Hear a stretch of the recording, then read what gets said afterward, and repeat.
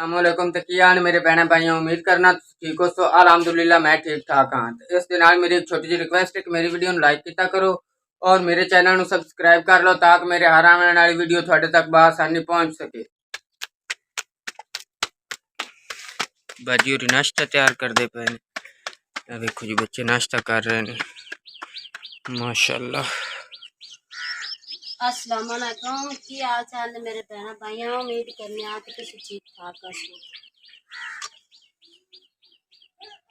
नाश्ता बना रही हैं सर नाश्ते लेट हो गई है क्योंकि इमरान खान वाले बच्चों ने छुट्टियां हो गई ने इस वजह तो अल्लाह की ताज मिठिया रोटियां बनानी ने आज असि तंदूर ते रोटियां ला के जिवें कि थानू पता है भी भाई मेरे दा कारोबार है ढोल दा ते इस वजह तो अज असीं जा रहे हैं दोवें भाई गड्डी देना वेखो बादाम भी तैयार होए पे ने ते नाल लिस्ट लिखी पई भी जिन्हां जिन्हां नूं गड्डी देनी ने या जिन्हां जिन्हां नूं दे लईआं ने ते हुण असीं निकलूँ आए इधर समंदरी वाली साइड ते तकरीबन काफ़ी चढ़ आई ते अल्लाह किता हुण असीं दोवें भाई रवाना होंदे पे हैं ते राह थानू विखांदे चलांगे भी की मंजर या की सी भाई ते मैं रस्ते च बैठी हैं अल्लाह किता ते थोड़ी देर तक पहुंचने वाले हैं ते ए देखो जी सूरत हाल रस्ते की इस वजह से काफ़ी देर हो गई है मतलब सफ़र करते हैं तो असीं नहीं पहुँच सके तो अल्लाह किता थोड़ी देर तक पहुँच जाने थानू अगे की सूरत हाल भी दिखाने।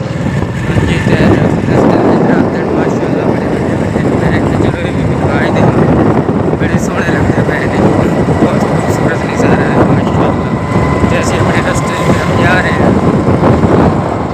हैं सूरत हाल है उन्होंने जी जिथे असीं देना है गड्डी वेखो कच्चे घर ने उन्होंने ते अल्लाह किता असीं पहुँच आए हुण गड्डी दे के ते असीं वापस चले हैं बाकी ते असीं अल्लाह किता जा रहे हैं वापस गड्डी दे के देख सकते हो आप गोल बनी हुई है ते नार छोटी जी खतान जे हैं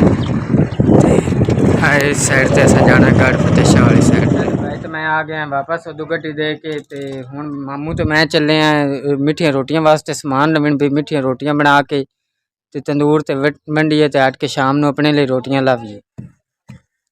बाजी होरी गुड़ कुटते पे ने ते अम्मी होरी पानी दे विच गुड़ नूं हल करदे पे ने क्योंकि अज असीं मिठिया रोटियां पकाऊंगा। हां जी अस मैं गुड़ कुटदी पई हां अम्मी पानी दे विच खोरदी पई अस तंदूर ते लाऊं मिठिया रोटियां इहदे मिठे पानी नाल आटा गुंद के फिर असीं वंडांगे। वालेकुम मेरे बहन भाइयों मेरे दियां पुत्राओं की हाल चाल ने उम्मीद करने आए भी अल्लाह ताला तुहानू तंदुरुस्ती देवे ठीक हो सो। आज मिठिया रोटियां पकानियां बड़ी तंदूर से मेहनत की धुप भी बहुत आ गई है मिठिया रोटियां पकावा मेरे दियां पुत्रा जिंदा दिल मन्ने सो बिस्मिल्लाह रोटी खा लो। बाजी होरी आटा छानते पे ने ते आ वेखो अम्मी होरी ना अम्मी जी की चीज़ है मेरे पुत्र जीरा है। अच्छा ये मिठिया रोटियां दे विच पावीदा जीरा दी खुशबू हुंदी ठीक हो गई मज़ेदार पकदी रोटी इंदे नाल। होरी आटा गुनदे पे ने ते इन्ना आटा गुन लिया तो फिर अम्मी होरी रोटियां लासन क्योंकि इन्ना मिठिया रोटियां बाजी होरां कदे नहीं ना लाई तंदूर बलदा पिया ते बाजी होरी आटा गुनदे पे ते गुन के ते अल्लाह करदा मुड़ अम्मी होरी रोटियां लासन इस तंदूर ते क्योंकि अम्मी होरां नूं तरीका आंदा रोटियां लावन दा ते बाजी होरी तो कदे अगे मिठिया रोटियां लाइयां नहीं अल्लाह किता ते रोटी आ गई मेरी ते मैं हुण खाने लगा। वेखो तुसीं बिल्कुल ही टिकड़े रंगी रोटी है जिवें कि टिकड़ा नहीं होंदा टिकड़े की तरह है। वेखो या बिस्मिल्लाह बिस्मिल्लाह बाजी। हाँ जी तो जिस मेरे भाई बहन ने खानी है आके खा लो बड़िया स्वादी रोटियां जी। तो अल्लाह किता शाम हो गई अम्मी होरी रोटियां वंडदे पे ने बच्चों तकसीम करते पे ने ते वेखो बच्चे वारी वारी आंदे पे ने ते लैके जांदे पे आवन दे सारिਆਂ ਨੂੰ ओए ओए आवन दे सारिਆਂ ਨੂੰ। हाँ जी तो अल्लाह किता वेखो बच्चे आ गए ने लो अम्मी जी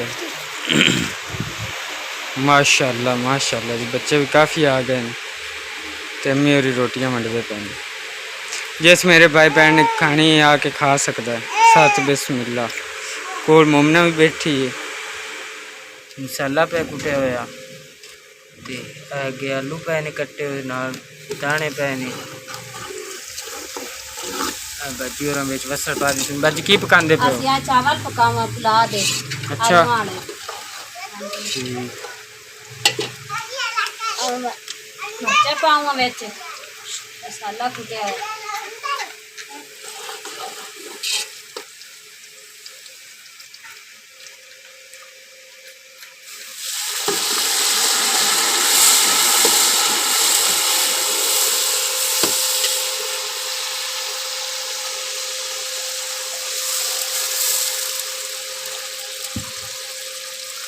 उसके बाद लाल मिर्चा पाऊँ, मसाला तैयार हो जासी। उसके बाद आलू शालू पा के चावल पा। ठीक हो गया।